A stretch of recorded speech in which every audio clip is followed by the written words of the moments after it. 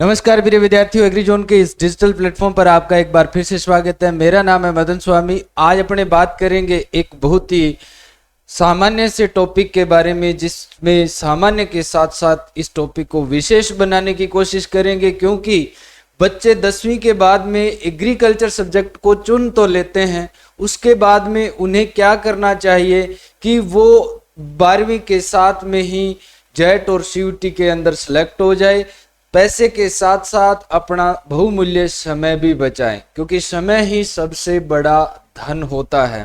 और अगर आप एक रणनीति के हिसाब से, एक प्लानिंग के हिसाब से चलते हैं, तो जेट और सीयूटी के अंदर बढ़िया अच्छे कैंपस में, जहां पर स्टैंडर्ड कैंपस के अंदर आप एडमिशन है वो पा सकते हैं। अच्छे एजुकेशन के साथ साथ यहाँ पर अच्छे कैंपस कल्चर का भी इफेक्ट रहता है एग्रीकल्चर एजुकेशन के अंदर।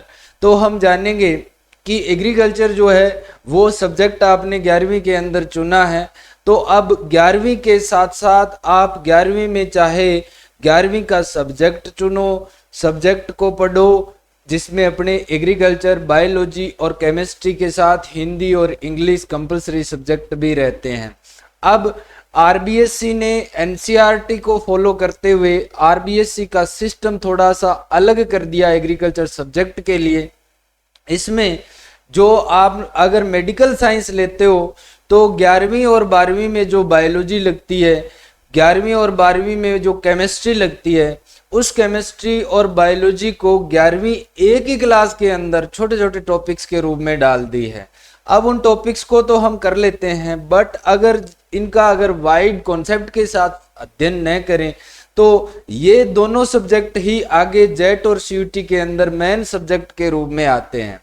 तो इन सब्जेक्ट्स को अगर आप फाउंडेशन कोर्स करते हो 11वीं और 12वीं के साथ, तो इन टॉपिक्स को अपने लिमिटेड नहीं पढ़ाया जाता है, बड़ा वाइड पढ़ाया जाता है। तो पहला बेनिफिट ये रहता है कि 11वीं की बायोलॉजी और केमिस्ट्री को अगर आप वाइड पढ़ते हैं, अगर आप कॉन्सेप्ट के साथ पढ़ते हैं, तो आपका बेसिक मजबूत होता है और साथ में ही आपके नॉलेज में वृद्धि होती है। भाई स्कूल के अंदर क्या होता है, स्कूल में हमें गृह कार्य, होमवर्क दिया जाता है, बोर्ड पर अपने को पढ़ा दिया जाता है, उसको अपने कहते हैं कि भाई हाँ ये ऐसा होता है, ऐसा होता है। इसका अपने को सिर्फ राइटिंग स्किल्स जो होती है, लेखन कला जो होती है, लेखन शैली है, उसी को इम्प्रूव किया जाता है। नॉलेज में किसी प्रकार की वृद्धि नहीं होती है। मैं सब स्कूलों की बात नहीं कर रहा हूँ, भारतीय एजुकेशन सिस्टम की बात कर रहा हूँ कि ज्यादातर यही होता है।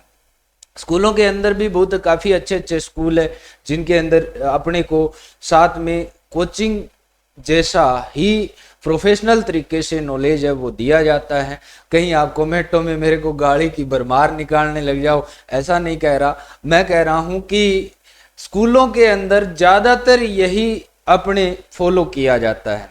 दूसरी चीज ये होती है कि जब अपने 12वीं के अंदर आते हैं तो अपने स्कूल के अंदर सिर्फ 12वीं ही पढ़ाई जाती है, ताकि अपना जो नंबरिंग सिस्टम है उसको अपने अपग्रेड कर सकें, अधिक से अधिक नंबर है वो हासिल कर सके। तो नंबर किसके बनते हैं? जिसको नॉलेज होता है।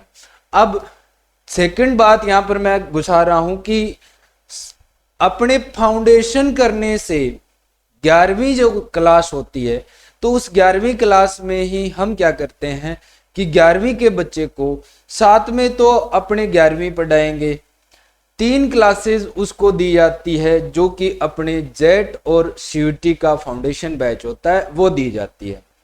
तो उसमें 11वीं और 12वीं की बायोलॉजी है वो कंप्लीट हो जाती है।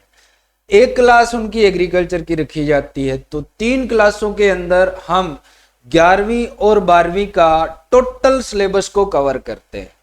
फिर उनको 3 क्लासेज अपन 12वीं की देते हैं, ताकि 11वीं के अंदर ही बच्चा अच्छे तरीके से चीजों को समझ ले, जान ले। क्योंकि देखो, एक ही चीज को अपने 1 साल तक पढ़े तो उतना ही टाइम कंज्यूमिंग प्रोसेस हो जाती है।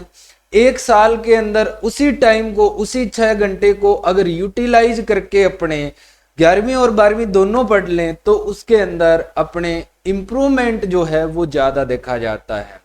अब 12वीं का बच्चा जो है वो पूरे साल 12वीं पढ़ता है, इसके साथ साथ उसने जो 11वीं के अंदर फाउंडेशन किया था, जेट और सीयूटी की क्लास ली थी, उन्हीं क्लास को दोबारा से उनको सिखाया जाता है। तो हम मान के चलते हैं कि कोई भी चीज अपने 4 बार रिवाइज हो जाती है, और 4 टाइम अगर रिवाइज हो जाए, क्लास के अंदर उसके नोट्स बनवाए जाते हैं, तो 4 बार रिवीजन करने से अपने अगर मेहनत कम भी करते हैं तो भी आपके नंबर जो होते हैं वो 80% से ऊपर बन जाते हैं। और जेट और सीयूटी के अंदर आपका 100% सिलेक्शन हो जाता है, वो भी गवर्नमेंट कॉलेज के अंदर।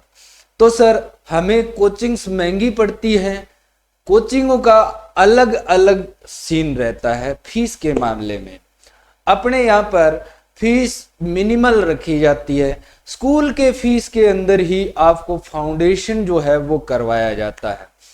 कम से कम मान के चलो कि आप अगर 12वीं के बाद हमारे पास आते हो तो आपने लगभग 60-70 हजार 11वीं के अंदर खर्च करते हैं, क्योंकि कोई भी स्कूल गांव के अंदर कहीं कहीं पर मिलता है, अपने को बाहर जाना पड़ता है। 60 से 70 हजार रुपए आपने 11वीं के अंदर लगा दिए, इतने ही 80-90 हजार रुपए आपने 12वीं के अंदर लगा दिए।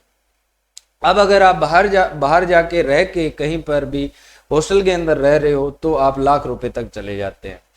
तो अपने फाउंडेशन के अंदर ज्यादा से ज्यादा 20 से 30 हजार रुपए का अंतर है वो आता है, ठीक है।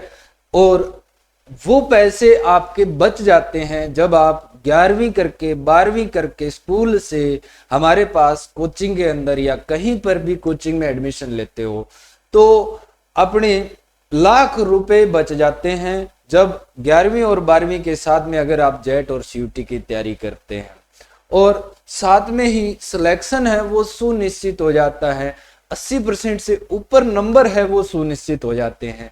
हम एक एक लेसन का पर्टिकुलर टॉपिक का आपको पहले ऑब्जेक्टिव क्वेश्चंस देते हैं, फिर थ्योरेटिकल टेस्ट लेते हैं, जेट का आपको अलग से डीपीपी है वो प्रोवाइड करवाते हैं। तो इन सब चीजों से, इन सब प्रैक्टिसेस से अपने बहुत सारे बेनिफिट्स होते हैं जो आपको जेट और सीयूटी के अंदर देखने को मिलते हैं। तो उम्मीद करता हूं कि आपने इस चीज को समझा होगा। जब भी अगर आप एग्रीकल्चर सब्जेक्ट ले रहे हैं तो उसमें फाउंडेशन को जरूर चुनना चाहिए, क्योंकि फाउंडेशन के अंदर आपके समय और धन की दोनों की बचत होती है। Thank you, thanks for watching, have a nice.